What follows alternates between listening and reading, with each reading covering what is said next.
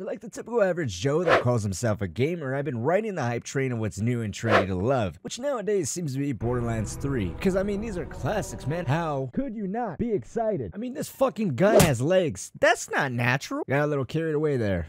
Anyways, as per usual, when getting excited or overhyping any type of new installment in any series, I've been going back and playing the original Borderlands games. Because even though I wasn't there since day one when the original came out, which I believe was back in 2008, that's not stopping me from bullshitting my way through the entire thing. Day one, I was the one that believed in the series. I was the one that took it upon myself to actually start a GoFundMe to fund Borderlands 2. That's right, that was all me.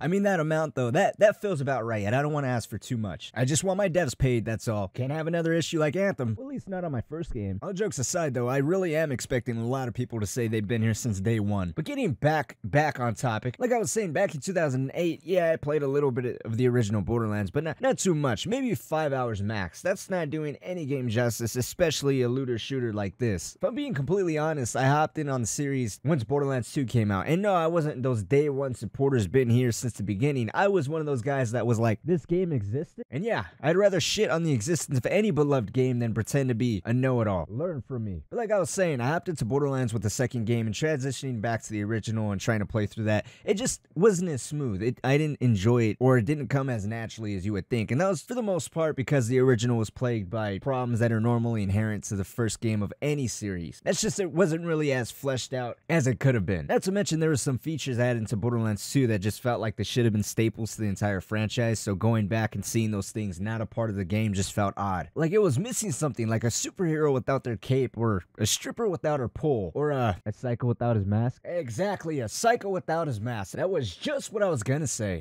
Sure, asshole. But like I was saying, going from the second one back to the first one, it's hard to see features that worked so well in the second one not be in the first one. They worked so good in my opinion that they were almost staples to the series that I identified with, and it made it difficult to experience a Borderlands game without them. As an example, a staple to the Dead Rising series would be the timer. Otherwise, it's just another open world zombies games. The only real difference is a crap ton of zombies on the screen at once, but the added timer made it a little bit more difficult, and that difficulty is what separated it from the rest of the zombies genre as far as a lot of the Dead Rising fans were concerned. For me personally, in Borderlands, the biggest thing was the badass rank. It was also the movement and the pacing. Borderlands 2 moves a lot faster. It's almost like you're floating when you're running versus Borderlands 1 where you're a little bit more grounded, where your character feels like he has rocks in his fucking pockets. Although the one thing I do like a little bit more in the original Borderlands is the gore. This game, you actually have the ability of shooting limbs clean off. There's nothing like dropping a psycho or any enemy type straight to his knees after blowing his head clean off. And yeah, there's a little bit of gore in Borderlands 2,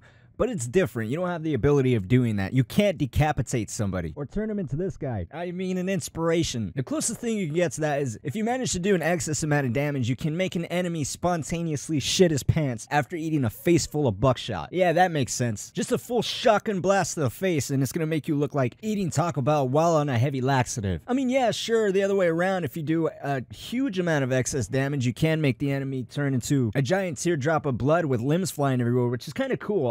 I like that. Hopefully they keep that going forward. But as far as decapitations and blowing limbs clean off, I don't understand why we got rid of this. This was Borderlands at its finest. As a matter of fact, going forward, I would love to see like a grenade mod or a legendary weapon that didn't actually kill anything. Its sole purpose was to just shoot limbs off, and berates the guy for now being an inspiration to us all. Or a legendary gun that removes the limbs and reconstructs it on itself. Wait a minute.